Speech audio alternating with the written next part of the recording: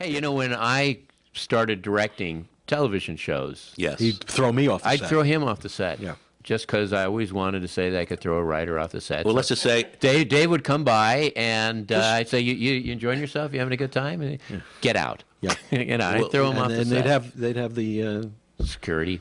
guard with the big belly. Well, let's just say Taking it off was the set. it was Summer Rental was a 10-week shoot, and I was there for 4 weeks. Okay. So you could do the math, and it was the first 4. Oh, okay, gotcha. Get this kid out of here. Yes, but I thoroughly enjoyed it, and Carl and we had Rip Torn was in it, and Skinning meat while he was. yes, he was wonderful, but a character, he was terrific. Just jumping back to MASH for a second, single camera. You guys have been successful in single camera comedies, which MASH was, and multi-cameras like Cheers and Fraiser. And just for our viewers, the difference between multi-camera and single camera is multi-camera is done basically back to the I Love Lucy show. It's like filming a play. Yeah. Right. It's a proscenium. It's 4 characters. We have on one sound stage, we go to different scenes. It's rather simple sets. And single camera is basically doing a movie. Right. And it was kind of interesting. You guys started off in single camera in what was really a multi-camera universe at that time, wasn't it? MASH must have been like the only comedy at the time. Yeah, it probably was. Yeah, we did kind of feel like we were, you know, on an island, and there's advantages to both. I mean, when you have a single camera show, you have a lot more flexibility. Your characters can go a lot more places. You're not locked into just a few sets.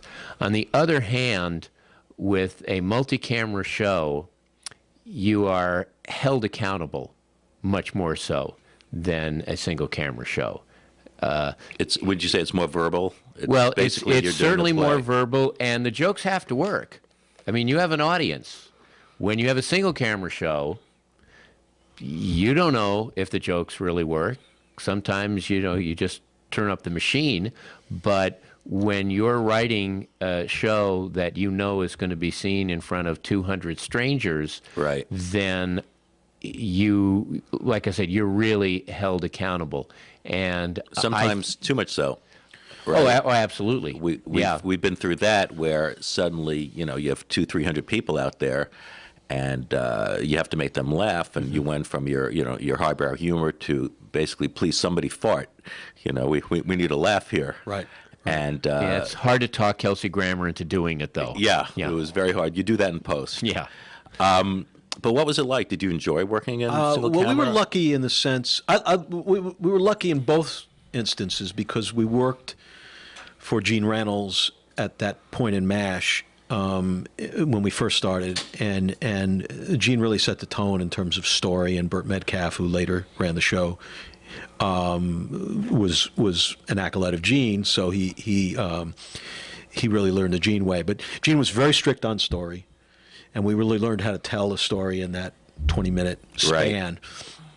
Right. But we had the flexibility of moving from the swamp to the OR, and we could change tone, and we could do jokes that were more verbal, more just Hawkeye conjugating the word boring, boremus, you know, you could do that kind of stuff. You would never do that in front of an audience.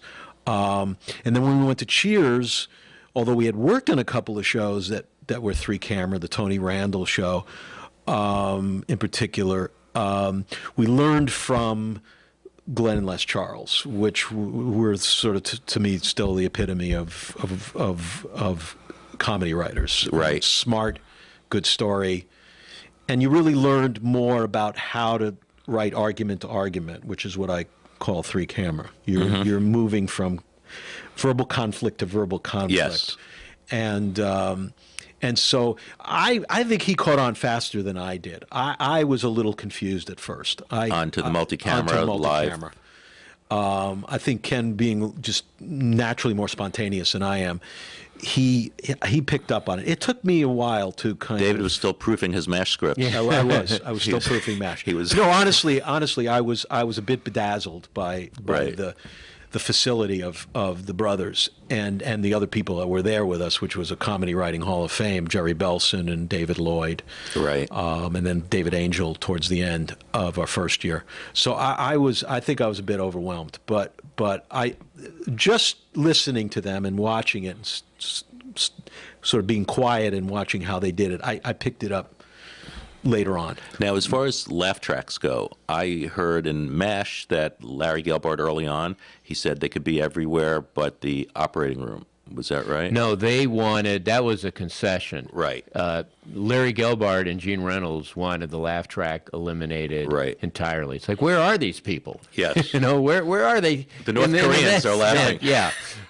And the one concession, because CBS insisted upon the laugh Mm-hmm. track, and the one concession was in OR, that there Right. didn't have to be a laugh track. But one difference in in single camera shows today as opposed to back then is single camera shows today have like a 5-day production schedule.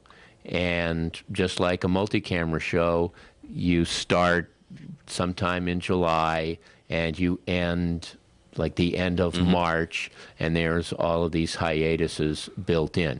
When we did MASH, we filmed those shows in 3 days. Really? 3 days and 1 day of rehearsal.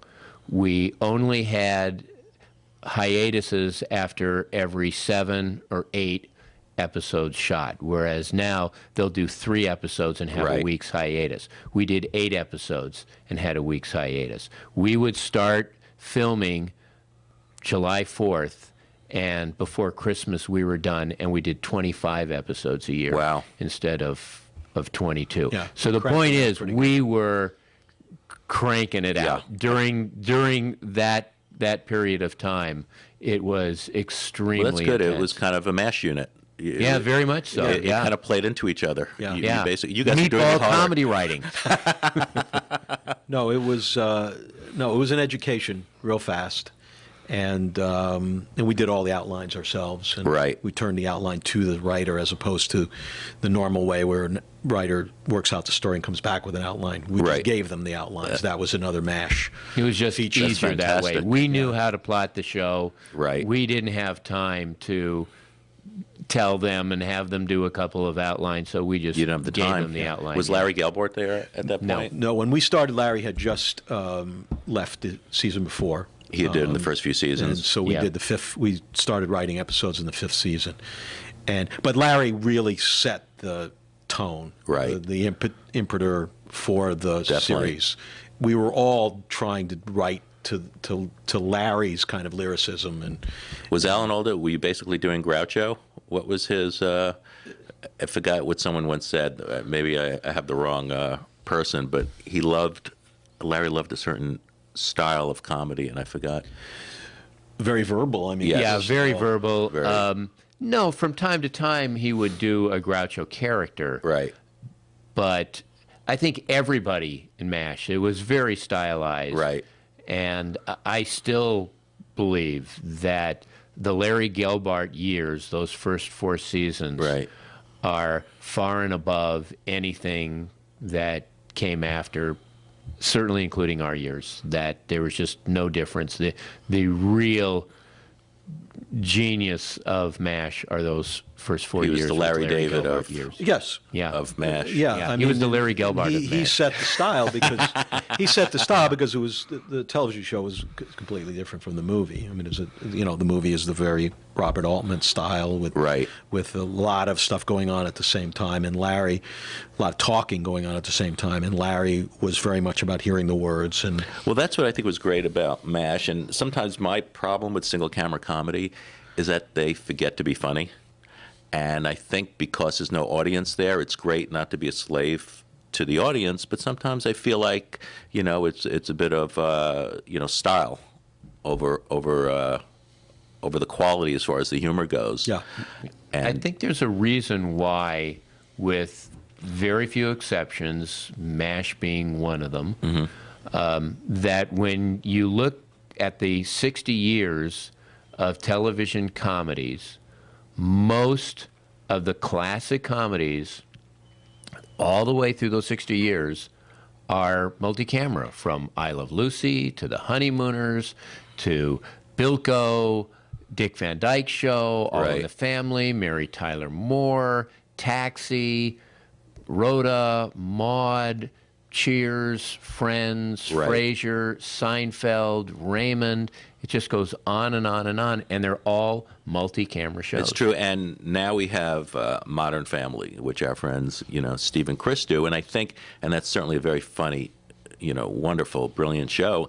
And it's interesting; those guys have a background in multi-camera, so I think they did a fantastic job of adapting to single camera. They got certainly the jokiness out of it, but they're still in their hearts very funny guys. Yeah, who know how to get and the they humor have across. a sense Yes. that it has to be funny. Now, the types of jokes are different, and Sure. maybe the type of humor is different, but they recognize it has to be funny, Exactly. and they come from a very high standard. Correct. So what they feel is good enough generally is. I agree.